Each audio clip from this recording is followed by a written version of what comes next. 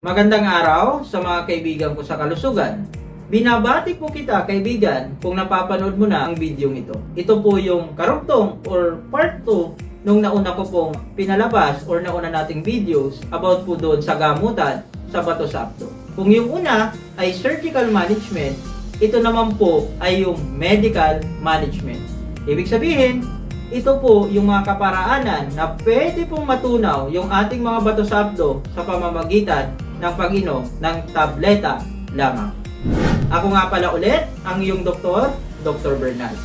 Sa mga first time po akong napanood, isa po akong medical practitioner na halos may 20 years ng experience sa medical practice. Sundan niyo po at tapusin ang video ito at sigurado po ako kaibigan, mayroon na naman po kayong bagong matututunan at magiging malinaw po sa inyo kung yung mga bato nyo sa abdo ay kailangan na ba talagang operahin or kaya pa po na mga gamot na tableta lamang. Umpisahan po natin. Una po kaibigan, kung mayroon kayong mga ultrasounds na hawak po dyan or nagpatingin na po kayo kay doktor nyo at nasabi niya na mayroon kayong bato sa abdo, baka po makatulong yung vlog na ito sa inyo. Una po, pwede pong matunaw ang ating mga bato sa abdo kung ang ating bato sa abdo ay nasabi ni doktor na ito po ay cholesterol stone. Kasi hindi nyo po nalalaman, dalawa po kasing klase ng bato. Isa pong cholesterol stones or pigment stones. Dalawa po yung pinaka-common. Pero huwag kayong mag-alala, 90% or mataas po yung porsyento na cholesterol stones po ang palaging tumatama sa atin, mga kababayan. Bibihira po yung mga may pigment stone. Kasi ang pigment stones, hindi po talaga siya basta-basta natutunaw ng gamutan sa bato sa abdo. Pangalawa, tingnan nyo po kung yung mga sukat ng bato po ninyo ay more than 10 millimeters. Pag more than 10 millimeters po yan, mahirap po siyang tunawin sa pamamagitan ng tableta. Pakikisuyo, tingnan nyo po yung mga ultrasound po ninyo. Pag more than 10, medyo mahirap po siya tunawin. Iyon po ang pangalawa, na gusto kong malaman po ninyo. Pangatlo, na gusto ko pong ma-share sa inyo, pag ang sukat ng bato nyo po sa abdo ay 10 millimeters pababa, double check nyo po yung mga ultrasounds nyo.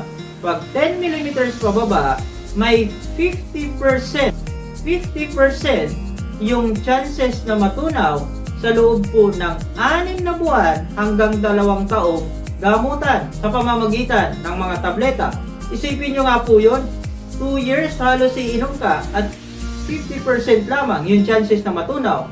Parang doon lang yata mapupunta yung perang pinaghirapan nyo po. Kaya yung iba, hindi ko masisi, nagpapaopera na lamang. Pero yung iba, sumusubok, nagbabakasakali sa 50% na iyan.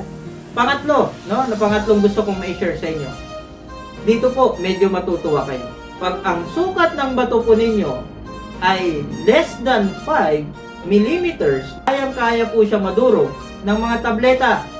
Kayang-kaya po yan matunaw. Pero, less than 5 nga siya, pero pigment stones naman po siya, mahirap din po siyang durugin. So yung 4 na nabanggit ko, yan po ay gabay lamang. Para kahit paano, may idea na po kayo kung yung bato po ninyo, na nakikita sa mga ultrasounds po ninyo, yung mga sukat, kaya pa bang tunawin ng mga gamutan sa pamamagitan ng tableta. So, double check nyo po yung mga ultrasound po natin, mga kaibigan. Bakit ko nga ba ginagawa po ang video nito? Simple lang ho. Gusto ko po kayong tulungan, mga kaibigan ko, na magkaroon ng karagdagang kaalaman at may idea kayo na yung mga bato nyo sa abdo kaya pa palang durugin sa pamamagitan ng tableta. At mabigyan din kayo ng paalala na baka mas gustuhin pa natin na magpa-opera kaysa mag-inom ng gamot kung pasok kayo doon sa 50% lang yung chance ng gamutan. At alam ko kaibigan, meron ka na namang bagong natutunan sa araw na to. At kung ikaw ay natuwa, pwede nyo pong i-like, i-share, or pwede rin po kayo mag-subscribe para ma-notify kayo sa susunod nating mga videos.